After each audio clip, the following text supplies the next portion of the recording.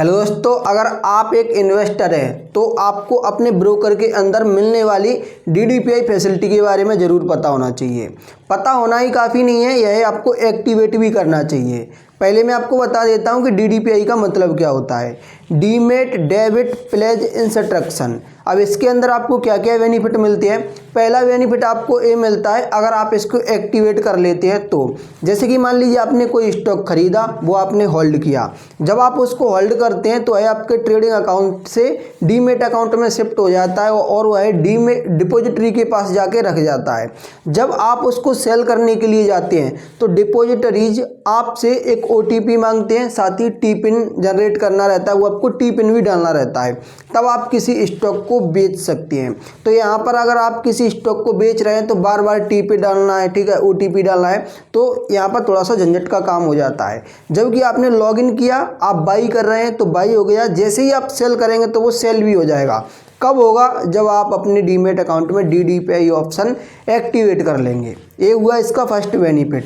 दूसरा बेनिफिट दोस्तों इसका ये है कि अगर आप बाई नाउ पे लेटर मतलब कि MTA फैसिलिटी का यूज करते हैं तो भी आपको DDPI इनेबल करना रहता है, तभी आप MTA फैसिलिटी यूज कर सकते हैं। और तीसरा बेनिफिट इसका ये है कि अगर आपने पहले से कुछ स्टॉक्स खरीद के रखे हैं और अब आप और स्टॉक खरीदना चाहते हैं लेकिन आपके पास फंड नहीं है, तो आप ब्रोकर के पास पहले वाले स्टॉक को गिरवी रख के पैसा ले सकते हैं।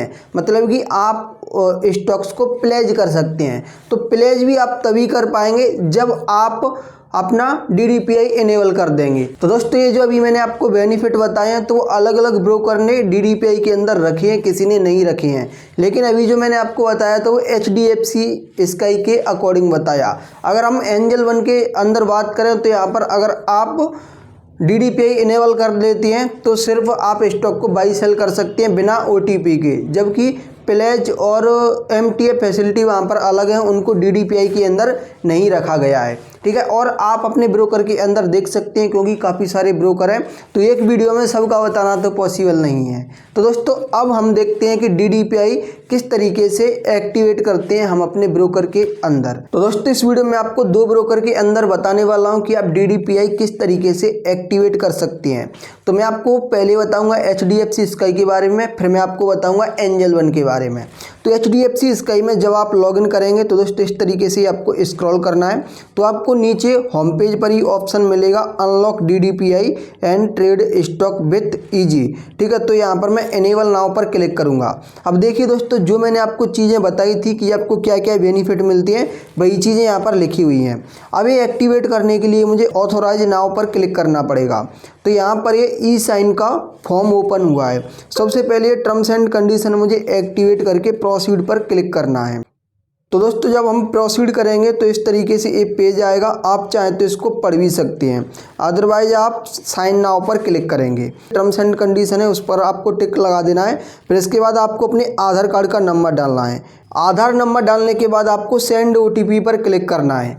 तो जो आपके आधार कार्ड से मोबाइल नंबर लिंक है उस पर एक OTP रिसीव होगा, वो OTP आपको यहाँ पर डाल देना है। तो जैसे कि 303698 ये OTP मैंने डाल दिया, ठीक है। अब इसके बाद वेरीफाई OTP पर मैं क्लिक करूँगा, ठीक है। तो यहाँ पर OTP वेरीफाई हो गया है और हमारे डॉक्यूमेंट साइंड सक्सेसफुली भी हो गए हैं।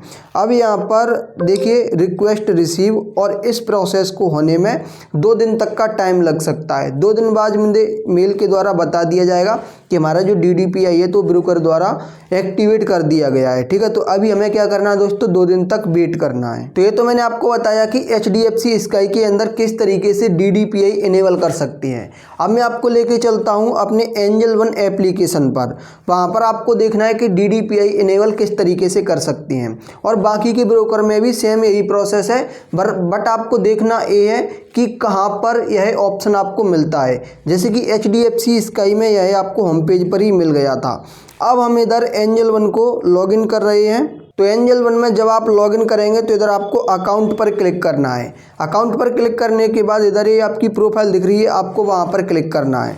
वहाँ पर क्लिक करने के बाद आपको इसमें शायद ये स्क्रीन अभी आपको नहीं दिख रही होगी, ब्लैक हो गई होगी क्योंकि यहाँ पर मेरी इन्फॉर्मेशन है, बट मैं आपको इसका फ़ोटो खींच के लगा दूंगा।